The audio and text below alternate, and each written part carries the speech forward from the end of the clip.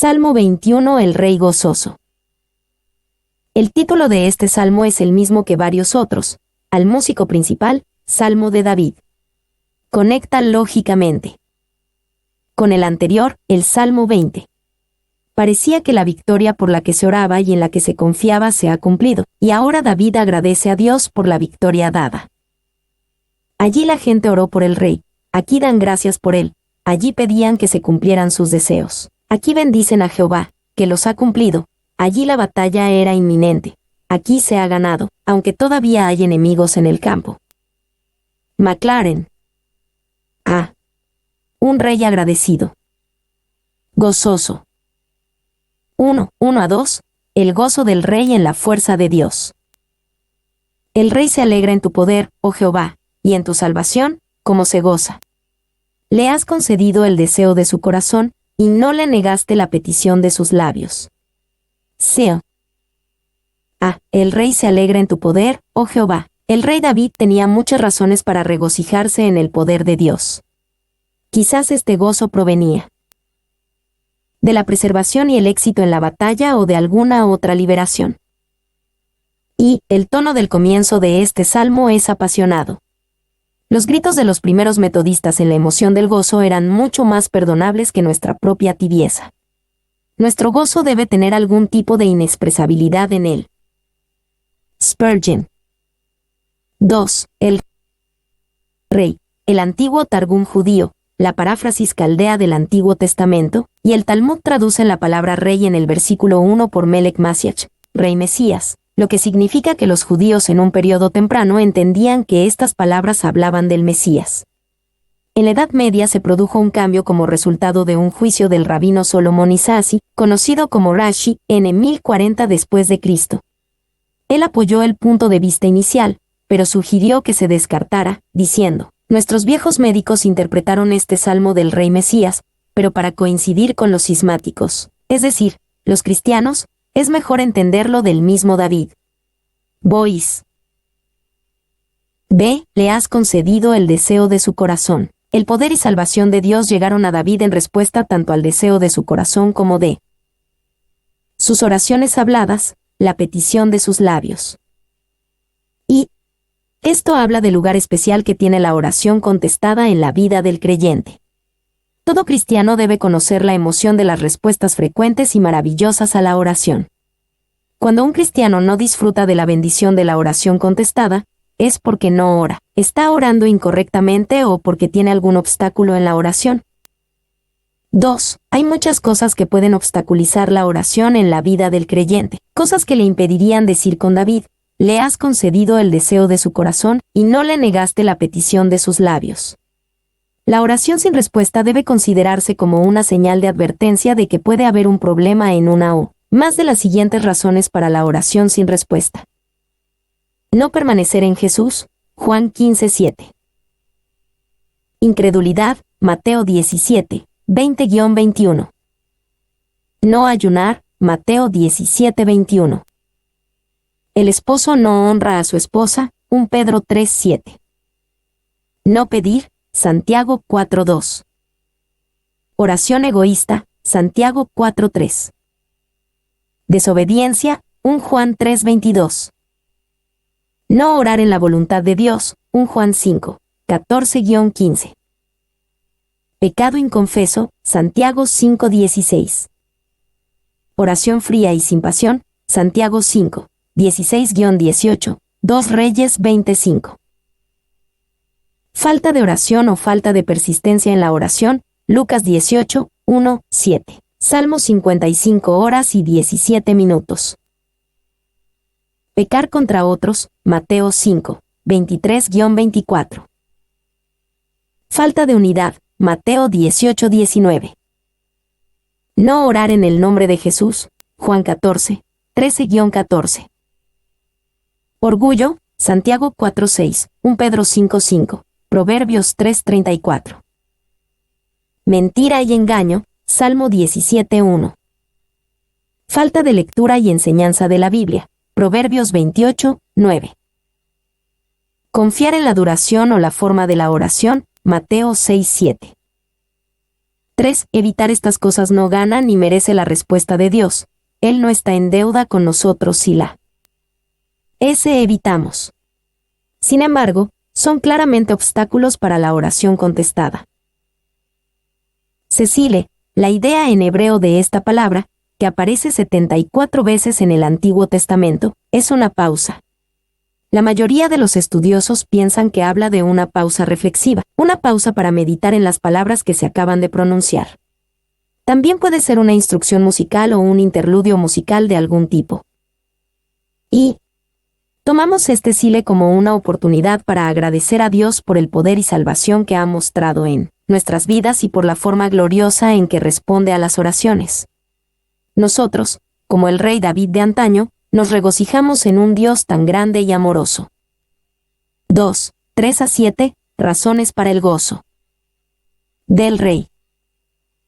Porque le ha salido al encuentro con bendiciones de bien, corona de oro fino has puesto sobre su cabeza. Vida te demandó, y se la diste, largura de días eternamente y para siempre. Grande es su gloria en tu salvación, honra y majestad has puesto sobre él. Porque lo has bendecido para siempre, lo llenaste de alegría con tu presencia. Por cuanto el rey confía en Jehová, y en la misericordia del Altísimo, no será conmovido. Porque le ha salido al encuentro con bendiciones de bien. El rey David podía ver que el bien de Dios le había salido al encuentro. Más que David haya perseguido estas bendiciones de bien, Dios se las trajo a él. Y, ciertamente era cierto que Dios iba delante de David con bendiciones, y que David lo reconocía y lo alababa por ello. Sin embargo, a menudo no pareció.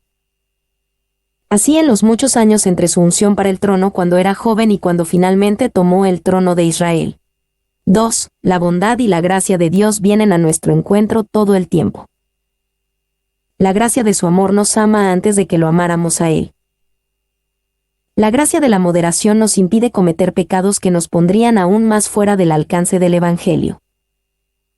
La gracia de la salvación sale a nuestro encuentro, nos trae la bondad de Dios y nos hace capaces de recibir el Evangelio. La gracia del ministerio nos prepara de 1000 maneras para lo que Dios tiene para nosotros en el futuro. La gracia del servicio prepara el terreno donde trabajaremos antes de que lleguemos allí. B. Corona de oro fino has puesto sobre su cabeza. David usó la corona tanto del trono de Israel, la nación especial de Dios, como la corona de la victoria. Su naturaleza de oro fino muestra cuán especiales fueron la nación y la victoria. Y es innegable que el rey David dejó que Dios le pusiera la corona sobre su cabeza. Aunque en cierto sentido tenía el derecho y las razones para quitarle la corona a Saúl por la fuerza, esperó que Dios se la pusiera sobre su cabeza. Vida te demandó, y se la diste. David fue a la batalla orando para que Dios preservara su vida, y ahora celebraba la respuesta a esa oración. En el peligro de vida o muerte de la batalla, David recibió vida y largura de días. Y, mientras que el regalo de la vida, eternamente y para siempre podría haber implicado para un lector del Antiguo Testamento una hipérbole, o una alusión a la dinastía sin fin prometida a David en 2 Samuel 7:16. El Nuevo Testamento ha completado la imagen firmemente con la figura del Rey Supremo, el Mesías, para quien toda la estrofa es verdadera sin exagerar. Kidner. De grande es su gloria en tu salvación. David conocía la exaltación que llega a los reyes y vencedores en la batalla, pero aquí declaró que esta gloria, esta honra y esta majestad que disfrutaba venía de Dios y no de sí mismo. Lo llenaste de alegría con tu presencia. David proclamó que era el más bendecido para siempre, pero era la presencia del mismo Dios la que era su mayor bendición y alegría. David estaba más emocionado con la presencia de Dios que con la corona de la realeza o la victoria.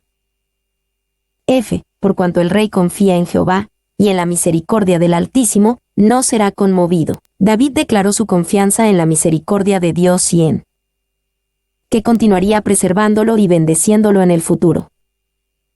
Y cada una de estas cosas fue ciertamente cierta en el caso del rey David, pero también, o tal vez incluso más en el más grande hijo de David, el Mesías, Jesucristo, el Hijo de David. Podemos aplicar cada línea del Salmo 21, 3-7 a Jesús, victorioso después de su gran obra en la cruz. Jesús victorioso fue encontrado con bendiciones de bien cuando ascendió al cielo. Jesús usa la corona, tanto de Rey de Reyes como de glorioso conquistador, y su corona es de oro fino. Jesús vida demandó de Dios el Padre, y como el Santo de Dios, fue librado de la muerte. Jesús se glorió en la salvación que le fue brindada por el Padre, no una salvación del pecado, sino una victoria sobre el pecado y la muerte. Jesús se regocijó en la presencia de su Padre, aun cuando hubo un sentido en el cual fue alejado de él en la cruz. Jesús continúa confiando en su Padre, y no será conmovido. 2. Napoleón se coronó a sí mismo, pero Jehová coronó al Señor Jesús. El imperio de uno se derritió en una hora, pero el otro tiene un dominio permanente. Spurgeon. 3. Pensamos particularmente en lo que el Salmo 21:6 nos dice de Jesús, porque lo has bendecido para siempre, lo llenaste de alegría con tu presencia. Este versículo nos dice que aunque Jesús fue un varón de dolores y muy familiarizado con el dolor, Isaías 53:3, al mismo tiempo fue un hombre que sabía lo que era ser bendecido para siempre y estar lleno de alegría. 4. Él era el príncipe de paz, aun cuando fue despreciado y rechazado por los hombres. Por profundo que haya sido su dolor, podemos considerar a Jesús de Nazaret entre los hombres más felices. Spurgeon. V. Podemos pensar en muchas razones por las que Jesús es tan feliz. Él nunca pecó, y el pecado es la madre del dolor. Él nunca fue afligido por su conciencia. Él nunca sobrellevó en sí mismo odio, envidia, amargura o falta de perdón. Él tenía perfecta paz en la sabiduría y poder de Dios el Padre. Él fue un hombre dadivoso, generoso y conoció la alegría de dar.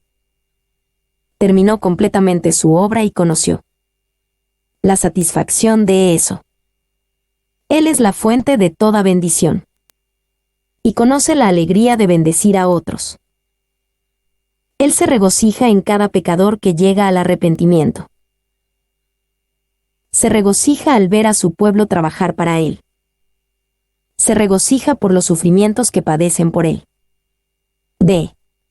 Los juicios de Dios defienden a su pueblo. 1:8-10, lo que Dios hará a sus enemigos. Alcanzará tu mano a todos tus enemigos, tu diestra alcanzará a los que te aborrecen. Los pondrás como horno de fuego en el tiempo de tu ira, Jehová los deshará en su ira, y fuego los consumirá. Su fruto destruirás de la tierra, y su descendencia de entre los hijos de los hombres. Alcanzará tu mano a todos tus enemigos. David reconocía que a pesar de que salió victorioso en la batalla, Dios no había terminado de encontrar y juzgar a sus enemigos. Y el tiempo de tu ira, la expresión, el tiempo de tu ira, nos recuerda que como ahora es el tiempo de su gracia, también habrá un tiempo establecido para su ira. Hay un día de venganza de nuestro Dios, que los que desprecian el día de la gracia recuerden este día de ira. Incluso que Dios también juzgaría a la posteridad de aquellos que luchan contra Él. Compadecemos de los perdidos porque son hombres, pero no podemos compadecernos de ellos como enemigos de Cristo. Spurgeon. 2. Fuego los consumirá.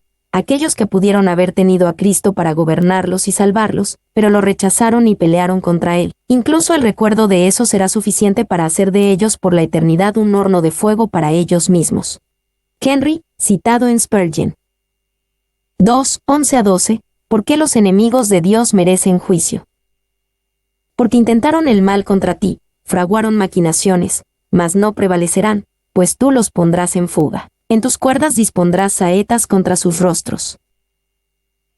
Porque intentaron el mal contra ti, las fuertes declaraciones de juicio en el Salmo 21, 8-10 parecen exigir una explicación. ¿Por qué un juicio tan severo? Porque se rebelaron intencionalmente contra Dios y su pueblo, a pesar de que sus planes eran más grandes que su capacidad para realizarlos, fraguaron maquinaciones, mas no prevalecerán. Y el mal intencional tiene un virus que no se encuentra en los pecados de ignorancia. Ahora, Como hombres impíos con malicia de antemano atacan el Evangelio de Cristo, su crimen es grande y su castigo será proporcional. Spurgeon. 2. Encontramos consuelo en el hecho de que fraguaron maquinaciones, mas no prevalecerán. Muchos amenazan y anuncian con confianza la desaparición de la obra de Dios en nuestros días, pero definitivamente no prevalecerán. B. Pues tú los pondrás en fuga. David B. y quizás literalmente vio a los enemigos de Dios dándose a la fuga en el campo de batalla, de espaldas al avance de los ejércitos de Dios. C. En tus cuerdas dispondrás saetas contra sus rostros. David vio a los enemigos de Dios como indefensos ante las saetas listas y la cuerda del arco tenso del Dios, guerrero que juzga. Sus saetas apuntan directamente a sus rostros. Y los juicios de Dios son llamados sus saetas, al ser filosos, suaves, seguros y mortíferos. Horn. 2. Esto nos recuerda cuán cerca está realmente el juicio de Dios contra aquellos que lo rechazan, y cómo es solo su gran misericordia la que impide que se suelte la flecha del juicio contra ellos. Es un gran pecado, pero raramente considerado o comprendido, que el hombre ignore y presuma esta gran misericordia. 3.13. Alabanza. Al Dios de poder. Engrandécete, oh Jehová, en tu poder, cantaremos y alabaremos tu poderío. Engrandécete, oh Jehová, en tu poder. David adoró a Dios directamente aquí. Él exaltó al Señor que tenía esta gran fuerza dentro de sí mismo, y nunca necesitó depender de otro para obtener fuerza. Y engrandécete, oh Jehová, tus criaturas no te pueden exaltar. Clarke. B. Cantaremos y alabaremos tu poderío. Después de la declaración directa de alabanza, David expresó la determinación de que él y el pueblo de Dios continuarían alabando a Dios, y haciéndolo con cánticos. Y el final del salmo es consistente con el tono en todo momento. Está lleno de alabanza a Dios por las bendiciones de la victoria, la liberación y la respuesta a la oración. Esta actitud debe estar siempre entre el pueblo de Dios.